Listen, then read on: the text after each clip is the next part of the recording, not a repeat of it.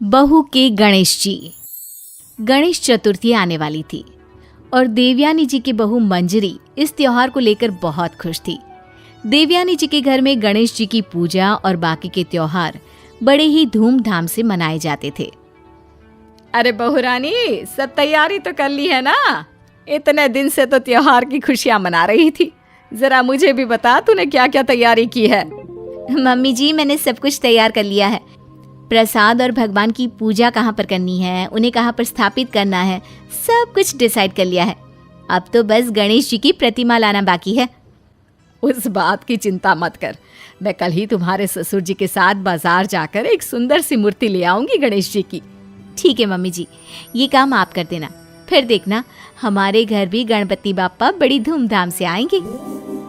त्योहार आने में अभी 2 दिन बाकी थे। शाम के वक्त, मम्मी जी, मैं जरा अपनी सहेली के घर जाकर आती हूँ, कुछ जरूरी काम था। लौटते में बाजार से सब्जियां भी लेती आऊंगी। अच्छा ठीक है बेटा। मंजरी अपनी सहेली के घर पहुंचती है।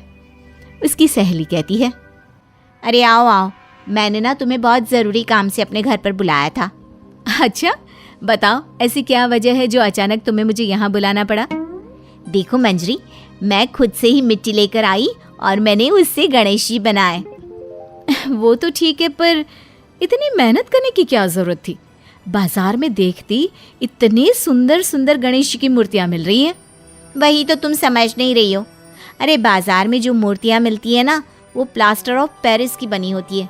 जानती हो कितना नुकसान पहुंचाती है हमारी नदियों को। अरे हमें क्या, सारी दुनिया ही तो ये सब करती है।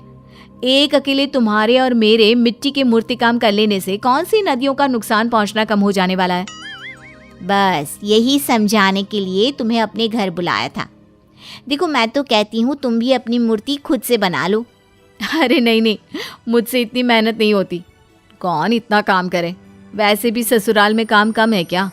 और मेरी सासू माँ ने तो सारी की सारी जिम्मेदारी मेरे ऊपर छोड़ दी है। जैसी तुम्हारी इच्छा। मैं तो चाहती थी कि इस बार तुम भी अपने गणेश जी खुद ही बना लेती।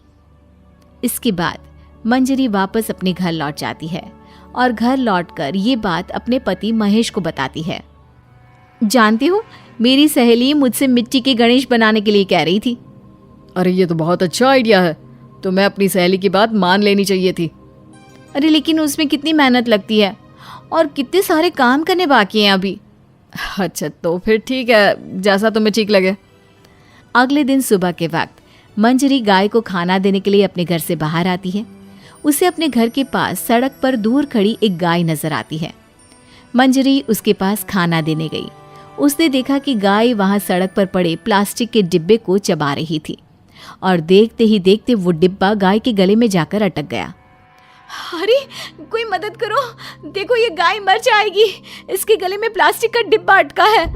अरे बहन जी, ये तो रोज का काम है। कोई ना कोई कचरा प्लास्टिक यहाँ वहाँ फेंक देता है और बेचारे इन जानवरों के लिए मुसीबत हो जाती है। तभी मंजरी की आवाज सुनकर उसका पति महेश वहां पर आ जाता है।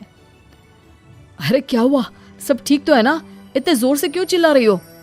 अजी देखो ना, इस गाय के गले में प्लास्टिक अटक गई है। किसी भी तरह से बाहर निकालो, वरना ये बेचारी मर जाएगी। तुम चिंता मत करो, मैं कुछ करता हूँ। महेश किसी तरह गाय के मुंह से प्लास्टिक का डिब्बा निकाल देता है। ये तो बहुत अच्छा हुआ, आपने बचा लिया, वरना मैं तो देख ही नहीं पाती।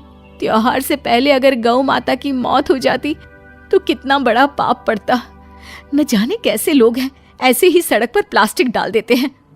हाँ, तुमने बिल्कुल ठीक कहा। अच्छा हुआ तुम दोनों ने उस गाय को बचा लिया, वरना कितना बड़ा पाप चढ़ता। चाहे काम कोई भी करे, लेकिन जानवरों को तकलीफ होती है ना, तो दिल बड़ा दुखता है। मम्मी जी, मुझे लगता है इसीलिए मेरी सहेली मुझे समझा रही थी कि हमें मिट्टी के गणेश जी बनाने चाहिए। अरे नहीं नहीं बहू, गाय को बचाने तक तो ठीक है, लेकिन अब ये नया झंझट मत पालो। अरे कौन बनाए मूर्ति? मुझे तो बिल्कुल भी नहीं आती। अगर तुम बना सकती हो तो ही ये काम करना। बनानी तो मुझे भी नहीं आती मम्मी जी, लेकिन आज गौ माता की जो हालत देखी ना, उसे देखकर लग रहा है कि मेरी सहेली बिल्कुल सही कह रही थी। माँ और मंजरी, तुम दोनों को इस बात की चिंता करने की जरूरत नहीं है। ये काम तुम मुझ पर छोड़ दो। लेकिन क्या करने वाले हो आप? हाँ बेटा, जरा हमें भी तो बताओ क्या करने वाले हो।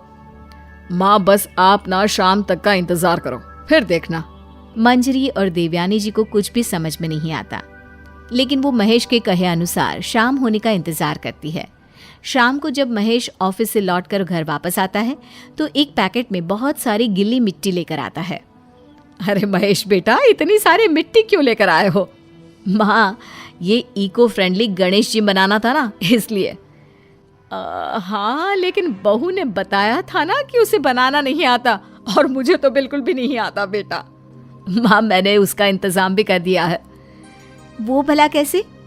ये देखो, YouTube पर अच्छी तरह से दिखाया हुआ है कि मिट्टी से गणेश कैसे बनाना है। अब हम दोनों मिलकर मिट्टी के सुंदर से गणेश बनाएंगे और अपने एनवायरनमेंट की सुरक्षा करेंगे।